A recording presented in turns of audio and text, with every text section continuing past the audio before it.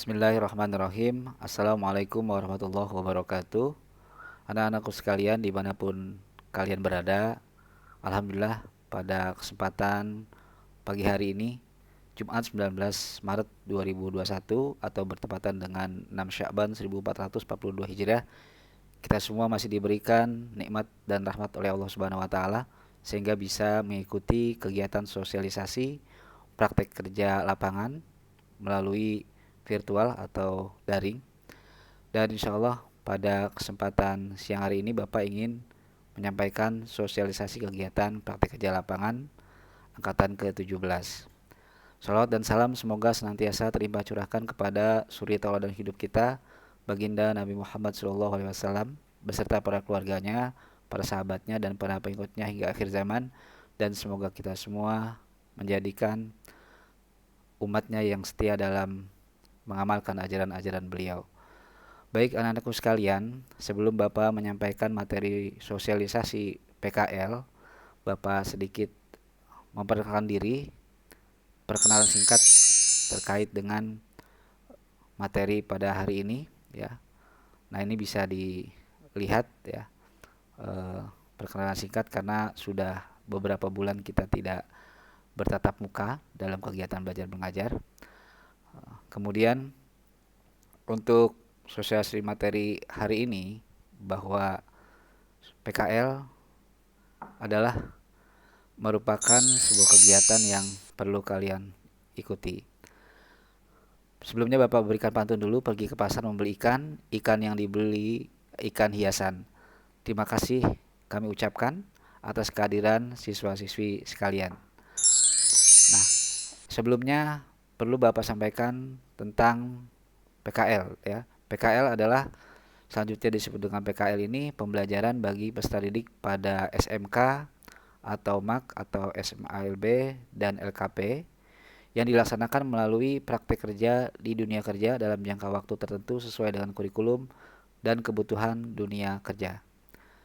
Nah, anak-anakku sekalian, dasar hukum dari PKL yaitu Peraturan Menteri Pendidikan dan Kebudayaan Republik Indonesia Nomor 50 Tahun 2020 tentang praktek kerja lapangan bagi peserta didik.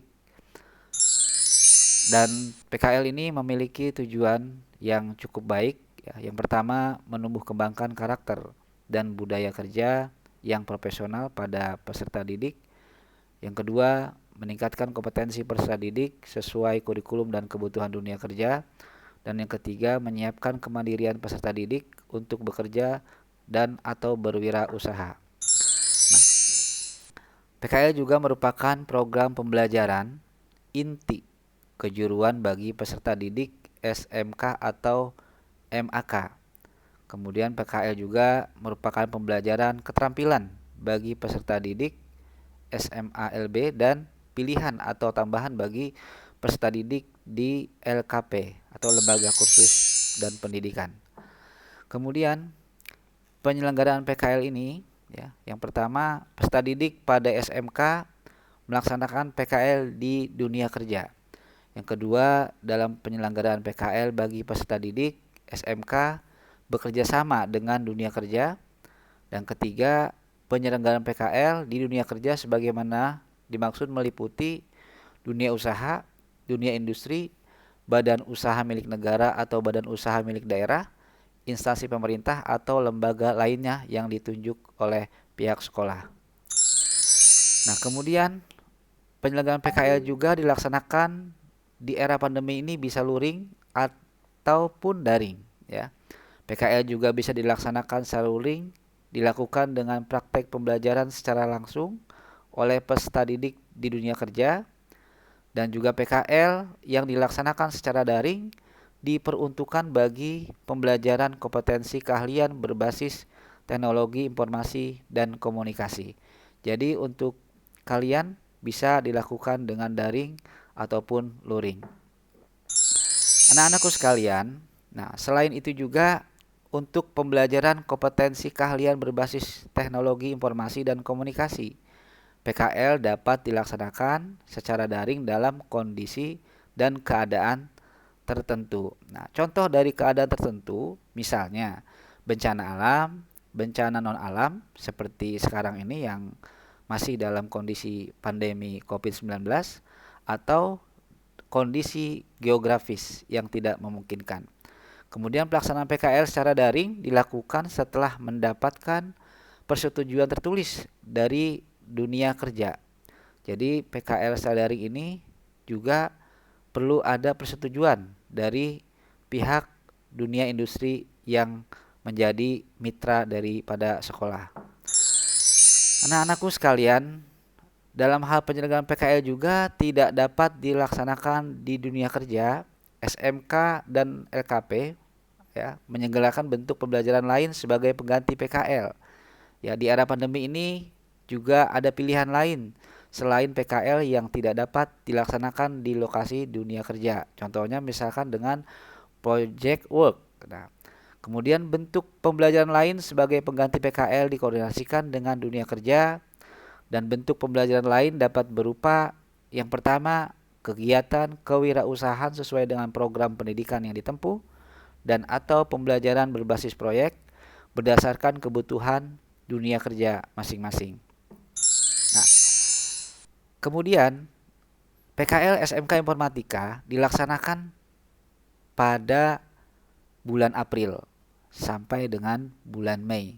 Ya, selama 2 bulan insya Allah kalian berada di dunia industri yang sudah ditentukan atau yang sudah menjadi pilihan kalian selama pembelajaran ketika tatap muka yang diinventaris oleh wali kelas melalui catatan memilih model PKL di sekolah atau di dunia kerja atau di dunia industri.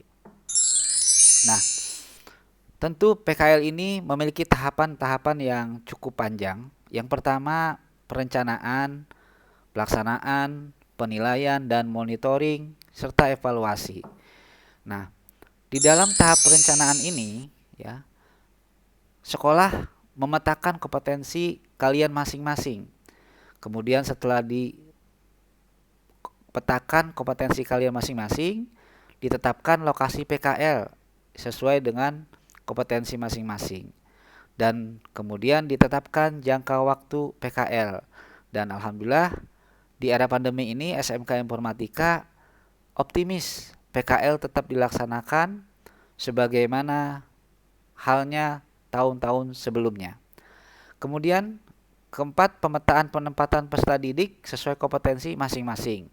Penetapan pembimbing PKL ya yang ditentukan oleh sekolah melalui guru, nanti ditentukan dengan guru pendamping masing-masing, dan nanti akan dilaksanakan pembekalan peserta didik yang akan diselenggarakan pada tanggal 29 sampai 31 Maret nanti.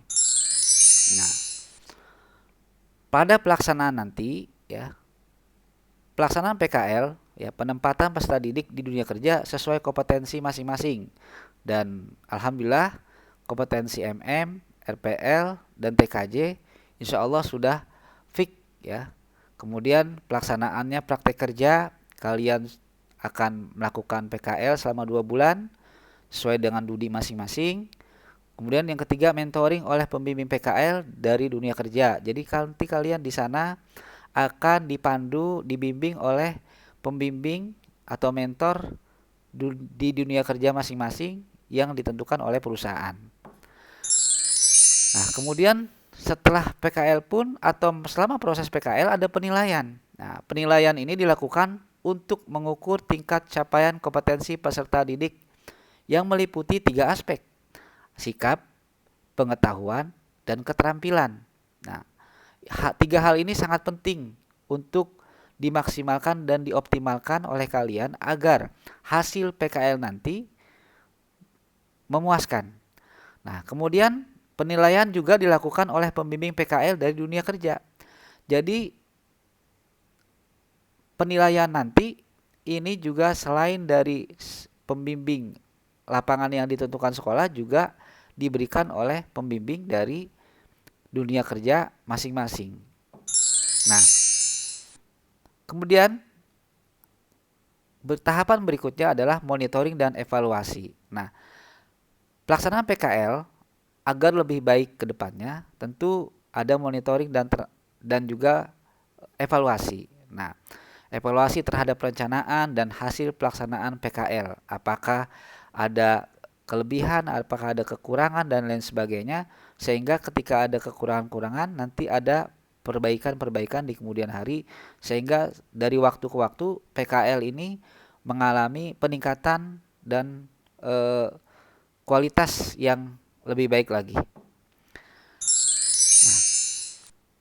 Selanjutnya setelah kalian PKL nanti ada juga sertifikasi. Nah, setiap peserta didik yang telah menyelesaikan PKL ini akan diberikan sertifikat keikutsertaan PKL.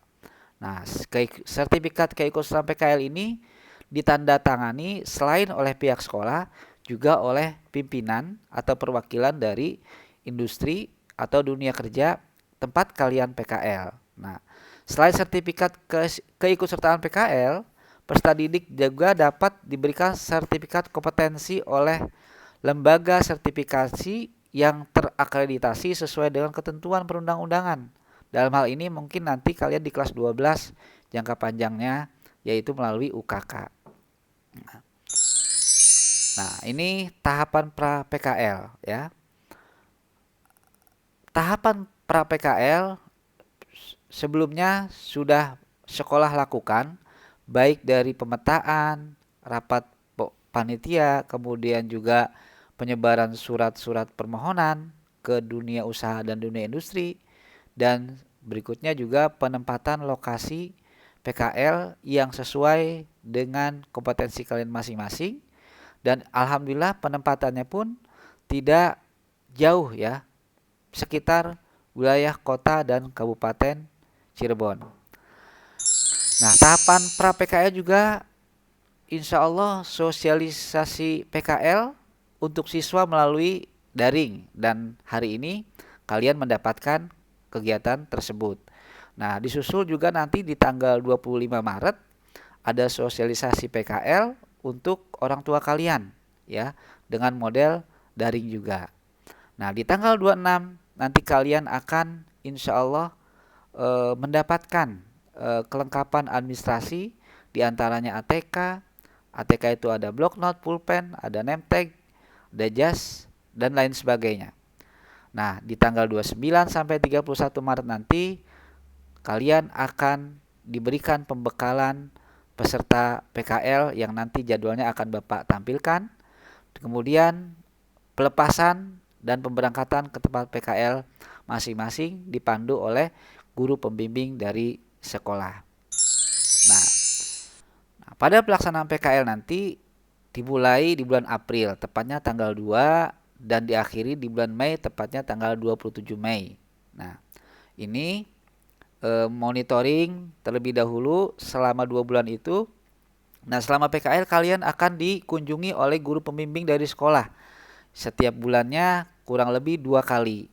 Berarti kalau 2 bulan kalian akan dikunjungi sebanyak 4 kali oleh guru pembimbing masing-masing yang sudah ditentukan. Nah, kemudian setelah akhir Mei kalian ditarik oleh sekolah yang akan diwakili oleh guru pembimbing lapangan.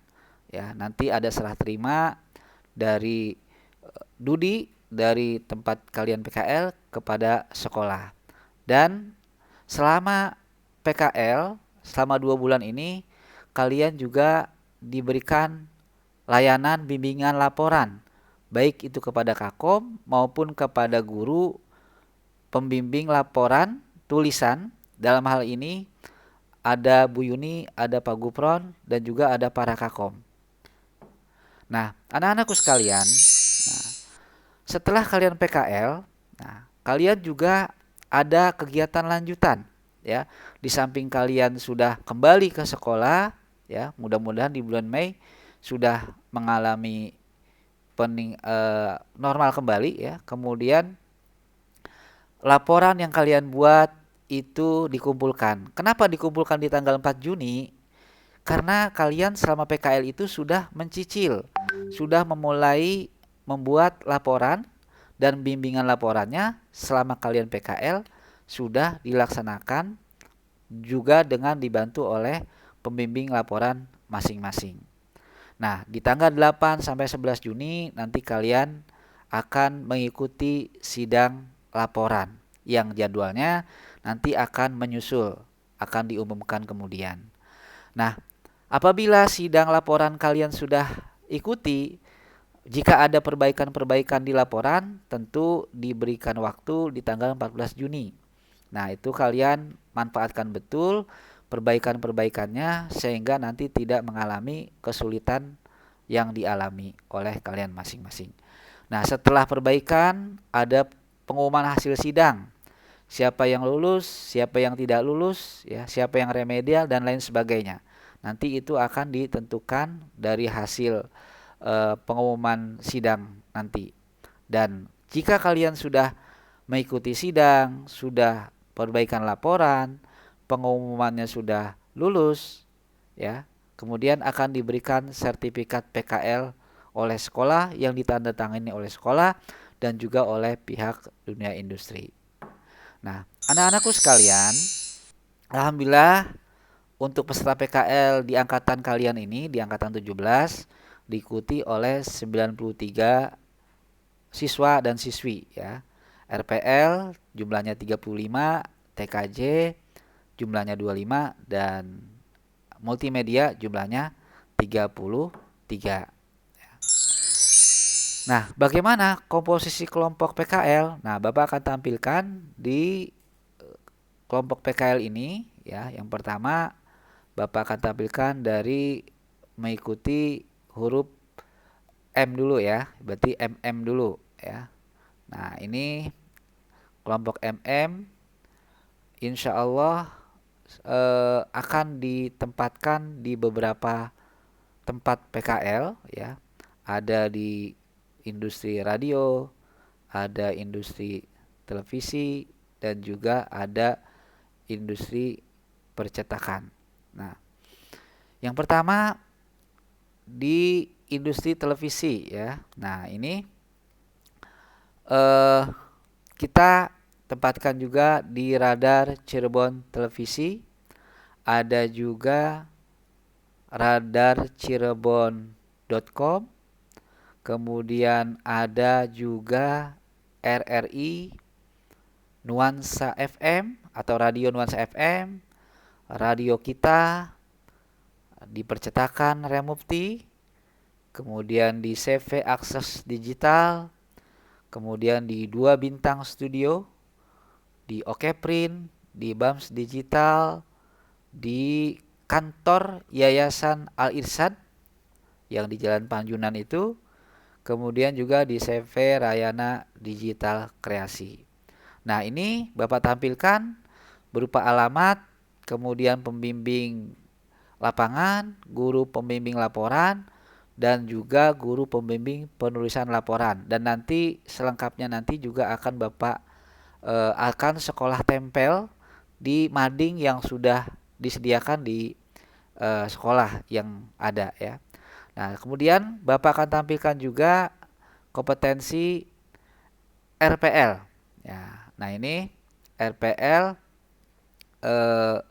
dengan jumlah siswa yang cukup banyak, ya.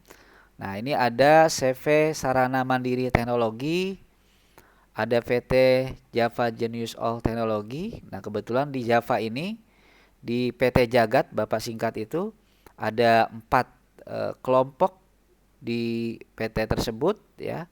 Kemudian pembimbingnya pun sama dan pembimbing laporannya pun insya Allah sama, ya, tidak jauh berbeda. Kemudian ada Dinas Komunikasi Informatika dan Statistik, dan juga ada di Yayasan Al-Irsyad, ya, di kantor yayasan. Karena di kantor yayasan ini ada satu yang dari kompetensi MM dan satu kompetensi RPL. Jadi kolaborasi antara RPL dan MM. Nah, ini pun pembimbingnya sudah ditentukan, yang insya Allah nanti juga akan ditempel di mading yang sudah disediakan. Anak-anakku sekalian, kemudian kelompok yang ketiga yaitu kelompok TKJ, ya. Nah, kelompok TKJ ini, ya, alhamdulillah di Mitratek, ya, di Mitratek, ya, kemudian di Bisnet, di radarcirebon.com, kemudian di PT Telkom, ya insya Allah bisa ya. Kemudian CV Sarana Mandiri Teknologi, kemudian CV Gria Sarana Informatika di Snaker, PT Orbit, dan di CV Indotek Jaya Sentosa. Nah, ini juga untuk pembimbing lapangan, untuk pembimbing laporan dan pembimbing tulisan sudah ditentukan oleh sekolah juga. Nah, next, anak-anakku sekalian, kita kembali lagi ke materi sosialisasi ya. Tentu pertanyaannya adalah bagaimana supaya kegiatan PKL ini berjalan sukses ya. Nah, tentu ini semua perlu kerjasama, sinergi, dan kesungguhan kalian. Nah, terutama dari kalian sendiri. Nah, sekolah sudah berusaha semaksimal mungkin dari mulai persiapan, perencanaan, kemudian pelaksanaan. Nah, kalian harus dukung persiapan dan pelaksanaan yang sudah sekolah berikan melalui yang pertama ya, tuntaskan belajar kalian ya di kelas 10 dan kelas 11 semester ganjil. Nah, jadi ada 3 semester yang harus kalian tuntaskan. Jika ada mapel yang nilainya masih di bawah KKM, Bapak berharap sebelum berangkat PKL kalian sudah menuntaskan dengan menghubungi guru mapel masing-masing, konfirmasi apakah masih ada nilai saya yang masih kurang, maka dituntaskan segera supaya tidak menjadi hambatan tersendiri, karena setelah PKL nanti kalian sudah menghadapi sidang dan lain sebagainya, dan setelah itu mengikuti pengambilan atau nilai rapot ya, kenaikan kelas seperti itu. Dan yang tak kalah pentingnya, sukses PKL ini juga didukung oleh orang tua kalian masing-masing dengan melunasi administrasi keuangan, baik itu kelas 10, kelas 11 ya, yang dalam hal ini SPP rutin bulanan sampai bulan Maret 2021, dan keuangan OKP, yaitu operasional kegiatan pembelajaran. Nah, anak-anakku sekalian, itulah sosialisasi PKL yang Bapak sampaikan pada kesempatan pagi hari ini. Mudah-mudahan dengan sosialisasi ini kalian lebih bersemangat lagi dalam mengikuti kegiatan sekolah, baik itu kegiatan belajar via daring ataupun kegiatan belajar melalui luring yang selama ini kalian ikuti dengan tatap muka praktik, juga dengan pembelajaran Al-Quran yang kalian dalam sepekan itu kalian pasti berkunjung ke sekolah.